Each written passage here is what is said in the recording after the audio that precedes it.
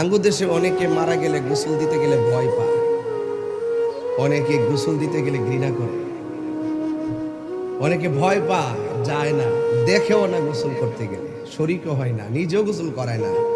ওই আগে যিনি গোসল করাতেন তাকে ডাইকা ঘুম থেকে তুলে আনে।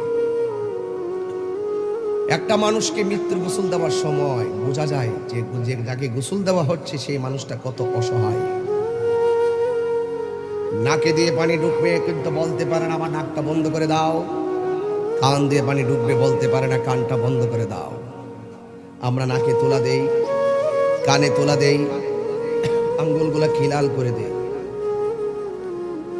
ওযু করাই, গোসল করাই, আবার শোয়া থেকে এমনি উঠাইয়া পেটে চাপ দেই।